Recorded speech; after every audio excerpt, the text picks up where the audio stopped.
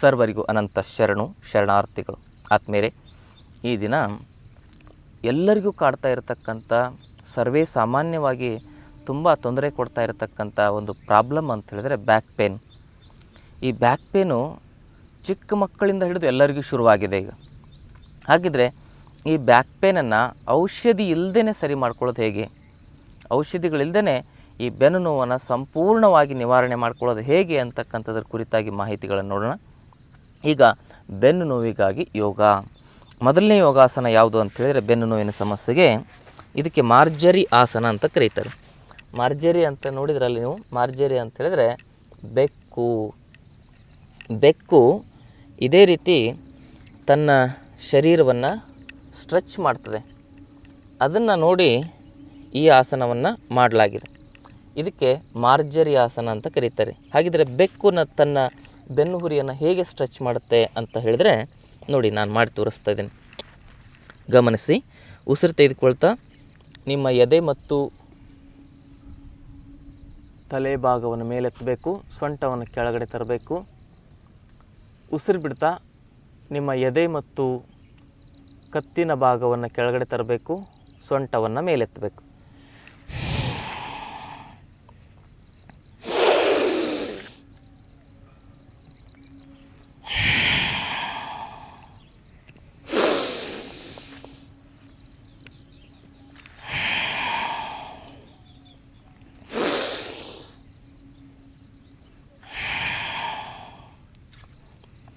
ಹೀಗೆ ಅಭ್ಯಾಸ ಮಾಡೋದ್ರಿಂದ ನಿಮ್ಮ ಬೆನ್ನು ನೋವಿನ ಸಮಸ್ಯೆ ಸಂಪೂರ್ಣವಾಗಿ ನಿವಾರಣೆ ಆಗ್ತದೆ.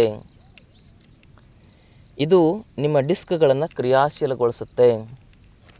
ಕೆಳಗಡೆ ಇದೆಯಲ್ಲ, ಈ ಕಟಿ ಪ್ರದೇಶದಲ್ಲಿ, ಸೊಂಟದ ಪ್ರದೇಶದಲ್ಲಿ ಇರ್ತಕ್ಕಂಥ ಡಿಸ್ಕ್ಗಳಿಗೆ L1, L2, L3, L4, L5 ಅಂತ ಕರೀತಾರೆ. ಮಧ್ಯದ ಬೆನ್ನು ಹುರಿಯಲ್ಲಿರ್ತಕ್ಕಂಥ ಡಿಸ್ಕ್ಗಳಿಗೆ T1, T2, T3, T4, T5, T6, T7, T12ವರೆಗೂ ಇರ್ತವೆ. ಇನ್ನು ಸರ್ವೈಕಲ್ ಈ ಭಾಗದಲ್ಲಿರ್ತಕ್ಕಂಥ ಡಿಸ್ಕ್ಗಳಿಗೆ C1, C2, C3 ಅಂತೆಲ್ಲ ಕರೀತಾರೆ. ಇದು ಸರ್ವೈಕಲ್, ಮಧ್ಯದಲ್ಲಿರೋದು ಥೋರೆಸಿಕ್, ಕೆಳಗಡೆ ಇರೋದು ಲಂಬರ್. ಈ ಮೂರೂ ಭಾಗಗಳನ್ನು ಆ್ಯಕ್ಟಿವೇಟ್ ಮಾಡ್ತಕ್ಕಂಥ ಬೆನ್ನಿನ ಎಲ್ಲ ಡಿಸ್ಕ್ಗಳನ್ನು ಕೂಡ ಕ್ರಿಯಾಶೀಲಗೊಳಿಸ್ತಕ್ಕಂಥ ಒಂದು ಅದ್ಭುತ ಆಸನ ಮಾರ್ಜರಿ ಆಸನ. ಇದನ್ನು ಅಭ್ಯಾಸ ಮಾಡೋದ್ರಿಂದ ಬೆನ್ನು ನೋವಿನಲ್ಲಿರ್ತಕ್ಕಂಥ ಎಲ್ಲ ವಿಕಾರಗಳು ದೂರ ಆಗ್ತವೆ. ಅಲ್ಲೇನಾಗಿರ್ತದೆ, ವಾತ ವಿಕಾರದಿಂದ ಡಿಸ್ಕು ಕಂಪ್ರೆಸ್ ಆಗಿರ್ತದೆ. ಹಾಗಿದ್ರೆ ಇದಾದ ಮೇಲೆ ಬೆನ್ನು ನೋವಿನ ಸಮಸ್ಯೆ ನಿವಾರಣೆ ಮಾಡ್ತಕ್ಕಂಥ ಮತ್ತೊಂದು ಆಸನ ಯಾವುದು ಅಂತ ಹೇಳಿದರೆ ಇದಕ್ಕೆ ಮರ್ಕಟಾಸನ ಅಂತ ಕರೀತಾರೆ. ಆ ಮರ್ಕಟಾಸನವನ್ನು ಹೇಗೆ ಮಾಡೋದು ನೋಡಿ. ನಿಧಾನವಾಗಿ ಎರಡು ಕಾಲುಗಳನ್ನು ಜೋಡಿಸ್ಕೊಳ್ಳಿ. ಹೀಗೆ ನಿಧಾನವಾಗಿ ನಿಮ್ಮ ಎರಡು ಕಾಲುಗಳನ್ನ ಈ ರೀತಿ ಮೇಲೆತ್ತಿ ಉಸಿರಾಟವನ್ನು ದೀರ್ಘವಾಗಿ ಮಾಡ್ತಾಯಿರಿ.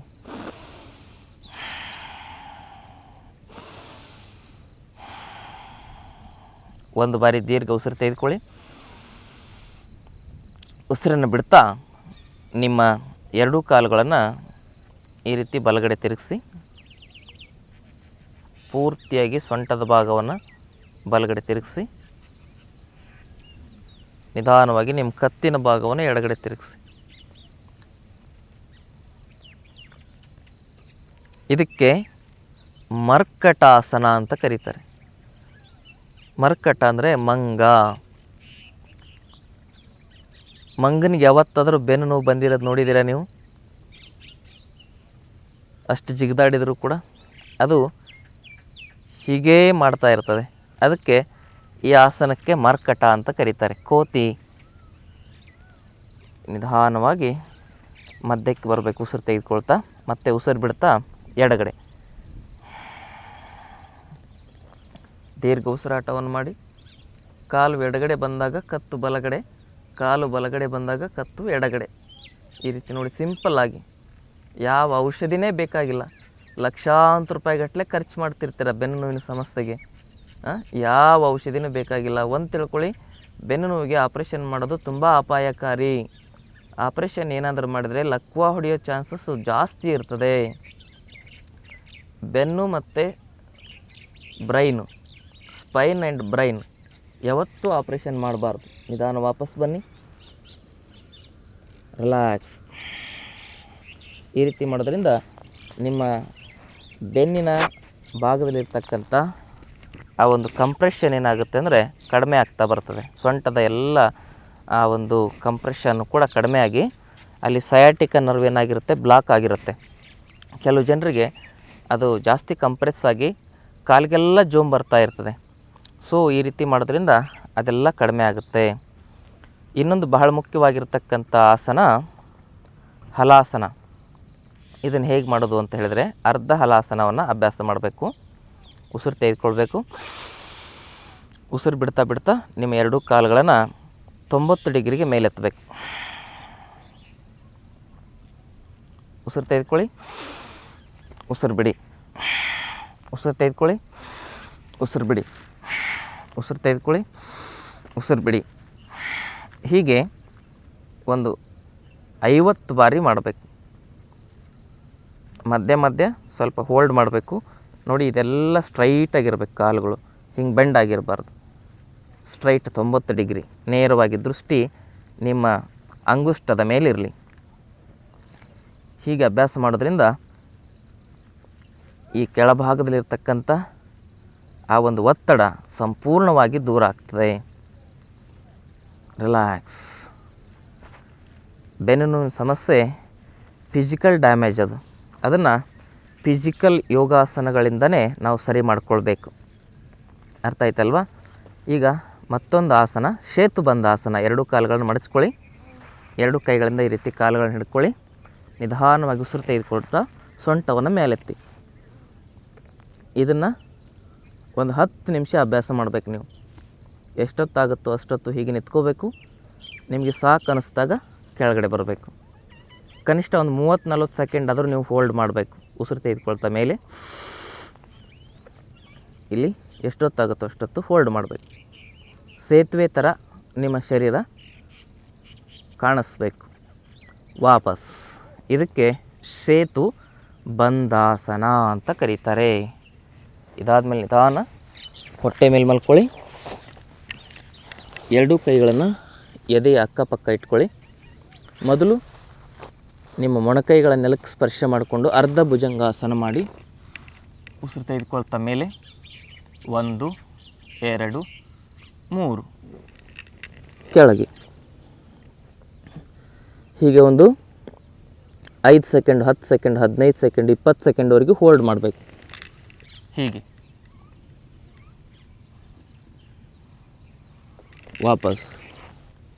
ಎರಡು ಕೈಗಳನ್ನ ಈ ರೀತಿ ಸ್ಪರ್ಶ ಮಾಡಿ ನಿಧಾನ ಮೇಲೆತ್ತಿ 1 2 3 4 5 ವಾಪಸ್ ಬನ್ನಿ.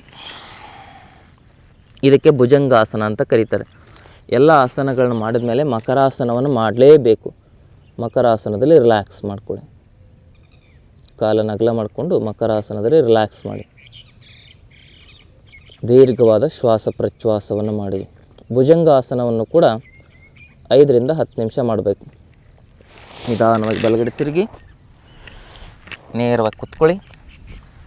ಈ ಎಲ್ಲ ಆಸನಗಳನ್ನು ನೀವು ಕನಿಷ್ಠ ಪಕ್ಷ 1 ಗಂಟೆ ಮಾಡಬೇಕು. ಈ ಡಾಕ್ಟ್ರುಗಳು ಹೇಳ್ತಾರೆ ನೋಡಿ, ಇದನ್ನು ಇಷ್ಟು mg ತಗೊಳ್ಳಿ, ಇದನ್ನು ಇಷ್ಟು mg ತಗೊಳ್ಳಿ ಅಂತ ಹೇಳ್ತಾರಲ್ವ. ಅದೇ ರೀತಿ ಆಸನಗಳನ್ನ ಕರೆಕ್ಟಾಗಿ ನಾವು ಹೇಳಿದಷ್ಟು ಸಮಯ ನೀವು ಮಾಡಿದರೆ ನಿಮಗೆ ಲಾಭ ಗ್ಯಾರಂಟಿ. ಆತ್ಮೀಯರೇ, ಇದಿಷ್ಟೆಲ್ಲ ಮಾಡಿದಾಗಲೂ ಕೂಡ ನಿಮಗೆ ಬೆನ್ನು ನೋವು ನಿವಾರಣೆ ಆಗಲಿಲ್ಲ ಅಂದರೆ 100% ಆಗೇ ಆಗುತ್ತೆ. ನಮ್ಮ ಹತ್ರ ಬರೋ ಅವಶ್ಯಕತೆನೇ ಬರಲ್ಲ. ಇದಿಷ್ಟೆಲ್ಲ ಮಾಡಿದರೂ ಕೂಡ ಆಗಿಲ್ಲ ಅಂದರೆ ಒಳಗಡೆ ಸ್ವಲ್ಪ ಸಮಸ್ಯೆಗಳಿರ್ತವೆ. ಅದನ್ನು ಪಂಚಕರ್ಮದ ಮೂಲಕ ಸರಿಪಡಿಸ್ಬೋದು. ಪತ್ರಪಿಂಡ ಸ್ವೇದ, ಕಟಿ ಬಸ್ತಿ, ಯೋಗ ಬಸ್ತಿ ಇವೆಲ್ಲ ಮಾಡೋದ್ರಿಂದ ನಿಮ್ಮ ಬೆನ್ನು ನೋವಿನ ಸಮಸ್ಯೆ ದೂರ ಆಗ್ತದೆ. ಕೆಲವು ಜನರಿಗೆ ಕೂರ್ಲಿಕ್ಕೂ ಆಗಲ್ಲ, ಏಳಲಿಕ್ಕೂ ಆಗಲ್ಲ, ಅಷ್ಟೊಂದು ಸಿವಿಯರ್ ಪೇನ್ ಇರ್ತದೆ. ಆಪ್ರೇಷನ್ ಡೇಟ್ ಫಿಕ್ಸ್ ಮಾಡ್ಕೊಂಡಿರ್ತಾರೆ. ಇನ್ನೇನು ಆಪ್ರೇಷನ್ಗೆ ಹೋಗಬೇಕು ಅಂತ ಸಮಯದಲ್ಲಿ ನಮ್ಮ ಹತ್ರ ಬರ್ತಾರೆ, ಏನೋ ವಿಡಿಯೋ ನೋಡಿಕೊಂಡು. ಅಂಥವರು ಕೇವಲ 7-8 ದಿನಗಳಲ್ಲಿ ಸಂಪೂರ್ಣವಾಗಿ ತಮ್ಮ ಕಾಯಿಲೆಯನ್ನು ನಿವಾರಣೆ ಮಾಡಿಕೊಳ್ತಾರೆ. ಆದ್ಮೇಲೆ ಈ ಒಂದು ಸಮಸ್ಯೆಗಳಿಗೆ ನಾವು ಎಷ್ಟು ಸಾಧ್ಯ ಆಗುತ್ತೋ ಅಷ್ಟು ನೈಸರ್ಗಿಕವಾಗಿ ಪರಿಹಾರವನ್ನು ಕಂಡುಕೊಳ್ಬೇಕೇ ಹೊರತು ಯಾವುದಕ್ಕೂ ಸರ್ಜರಿ ಮಾಡಿಸ್ಕೊಳ್ಬಾರ್ದು. ಆಪ್ರೇಷನ್ ಮಾಡಿಸ್ಕೊಳ್ಳೋದು ಬಹಳ ಅಪಾಯಕಾರಿ. ಅದಕ್ಕೆ ನಿಮಗೇನಾದರೂ ಸಮಸ್ಯೆಗಳಿದ್ದರೆ ಯೋಗಾಸನಗಳ ಮೂಲಕ, ಪ್ರಾಣಾಯಾಮದ ಮೂಲಕ ಸರಿಪಡಿಸ್ಕೊಳ್ಳಿ. ಜೊತೆಗೆ ನೀವು ಪಂಚಕರ್ಮ ತೆಗೆದುಕೊಂಡ್ರೆ ಆ ಸಮಸ್ಯೆ ಶಾಶ್ವತವಾಗಿ ನಿವಾರಣೆ ಆಗ್ತದೆ. ನಿಮಗೇನಾದರೂ ಪಂಚಕರ್ಮದ ತರಬೇತಿ ಬೇಕಂದರೆ ನಾವು ಉಚಿತವಾಗಿ ಕೊಡ್ತೇವೆ. ಪಂಚಕರ್ಮ ತರಬೇತಿಯನ್ನು ಕೊಡ್ತೇವೆ, ಸರ್ಟಿಫಿಕೇಟನ್ನು ಕೊಡ್ತೇವೆ, ಒಂದೊಳ್ಳೆ ಕೆಲಸವನ್ನು ನಿಮಗೆ ಕೊಡ್ತೇವೆ. ಜೊತೆಗೆ ಎಲ್ಲಿನೂ ಗುಣ ಆಗದಿರ್ತಕ್ಕಂಥ ವ್ಯಾಧಿಗಳಿಗೆ, ಕಾಯಿಲೆಗಳಿಗೆ ನಮ್ಮ ಆಶ್ರಮದಲ್ಲಿ ಯೋಗ, ನಿಸರ್ಗ ಚಿಕಿತ್ಸೆ ಮೂಲಕ, ಆಯುರ್ವೇದ ಚಿಕಿತ್ಸೆ ಮೂಲಕ ಪರಿಹಾರವನ್ನು ಒದಗಿಸಿಕೊಡಲಾಗ್ತದೆ. ಇದ್ಯಾವುದು ಪ್ರಚಾರಕ್ಕಾಗಿ ಅಲ್ಲ, ಜನಜಾಗೃತಿಗಾಗಿ, ದೇಶ ಸೇವೆಗಾಗಿ ನಾವು ಮಾಡ್ತಾ ಇರತಕ್ಕಂಥ ಒಂದು ಅಭಿಯಾನ. ತಮ್ಮೆಲ್ಲರಿಗೂ ಅನಂತ ಶರಣಾರ್ಥಿಗಳು.